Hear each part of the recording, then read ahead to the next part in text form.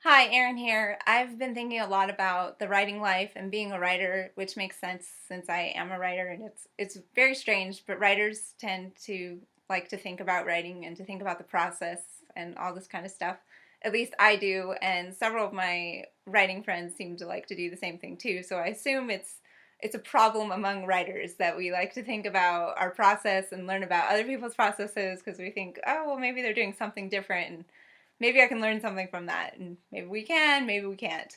But I'm actually thinking just about the beginnings of becoming a writer. And some people know from the time they're young that they're meant to be a writer, and other people don't find that out until they're older. And I think that's fine. I actually kind of did both.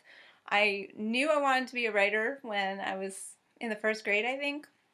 And I actually have with me my this feels a little bit like show and tell, but I actually have with me one of my very first writing assignments. I assume it's from the first grade because most of it's in print except for my name. It's in cursive.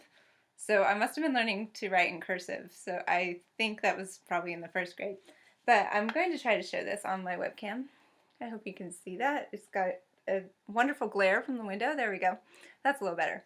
But this particular story is about my grandmother. We went to visit my grandparents during the summer, so I assume the story was tell us about the most exciting thing that happened during the summer. And I wrote about my grandmother falling into the lake. That was what I wrote about. And then of course I continue because that was, that was dramatic, but after that we went to Discovery World apparently. So I guess that kind of shows my quirky sense of humor. And it also has an illustration with it. I don't know if that was required, but it has an illustration.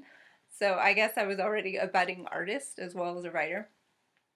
But in between first grade and I guess when I was 20 or 21, I kind of forgot about the call to be a writer.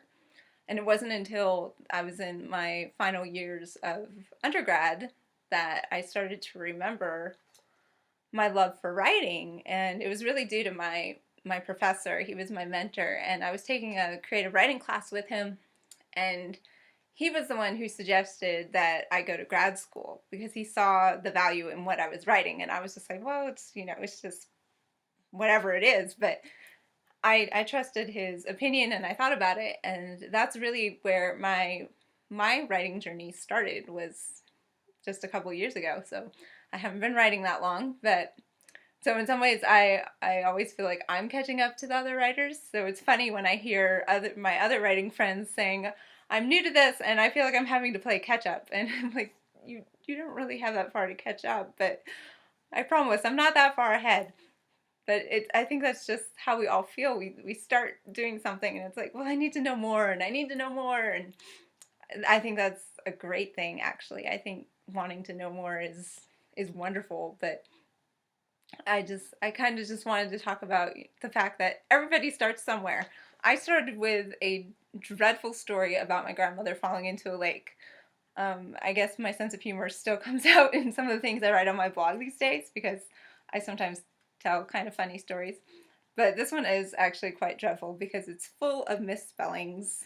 I used the wrong hour throughout the entire piece. I spelled it A-R-E instead of O-U-R, so that's kind of funny. It's nice to see that even supposedly professional writers or real writers or whatever you want to call it have to start someplace too.